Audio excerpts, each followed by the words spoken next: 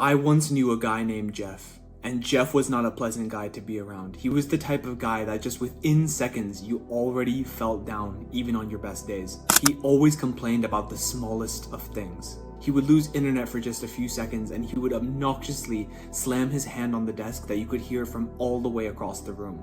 He would complain about how it would randomly rain and how now the day was just depressing. He would complain about how early he had to wake up and sit in traffic and go to his job. He would complain about how long the line at Starbucks was. I completely made up this scenario. Jeff isn't a real person. But chances are you know a person just like Jeff. Are you Jeff? If you live in the first world, you're soft as fuck. And that's me included. We often take how luxurious and how easy our life is for granted. I've caught myself so many times complaining about things in my life that if anyone not from America or Canada heard me, they would just laugh at me. What we don't realize is that for every little thing that we complain about, there is someone in another part of the world who would trade their life for yours in a second. There are legitimate wars going on in other parts of the world. Mothers and fathers are screaming, just looking for their children under rubble. Many of them don't know where their next meal is even coming from. The next time you think about leaving an online review about how much your mocha latte sucked, let me throw some stats at you real quick. 25% of the world's population still do not have access to clean drinking water. 33% still do not have internet access. As of 2021, 50% of the world's population still did not have access to a toilet, meaning they did not have a toilet within their home or access to a system that would safely manage human waste. The next time you feel down and out and stressed, just remember the stuff that you're complaining about is not real. There are people all across the world who have it so much more worse than you. In other words, what I'm telling you is to just be more grateful. If you're a person right now that has just poor mental health, you're constantly negative, nothing really excites you, nothing makes you happy, chances are you are not a grateful person. And by not being a grateful person, there is nothing that you can get or nothing that you can achieve that will ever make you happy until you learn how to be grateful. How can you start being more grateful today? To start being more grateful, it starts with being more positive. Take out a piece of paper or an empty journal. This will be your positivity journal or piece of paper for the day. And I want you to write down just 5 things you are grateful for. If you are a person with poor mental health, this might not be so easy and might take you a little bit longer.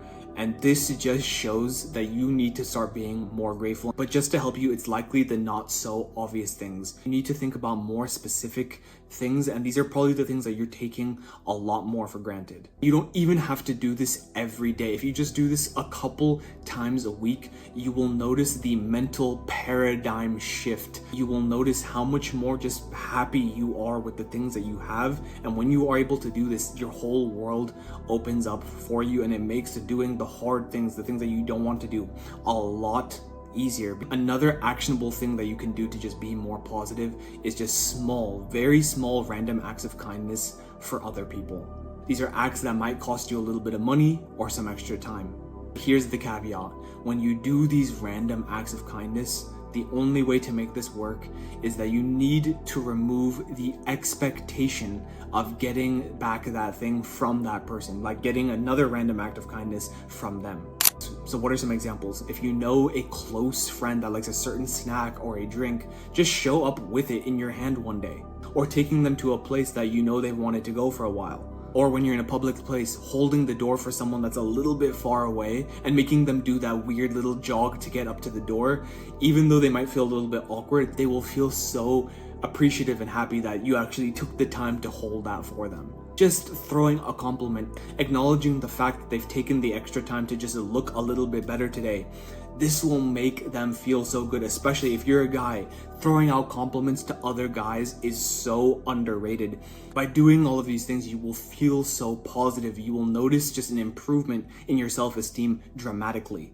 And the very last tip that I want to give you is that you need to surround yourself with positive people. This will have by far the most dramatic effect. Get rid of the Jeffs in your life who represent negativity and replace them with Bobs. You've probably heard the quote that the 5 closest people that you surround yourself with ultimately dictates the person that you will become. Trust me, it's very much true. If you surround yourself around just 5 negative people, chances are you are going to be a negative person. Cut out the negative influences, the Debbie Downers, and surround yourself with people who are optimistic, goal-driven, or intrinsically motivated.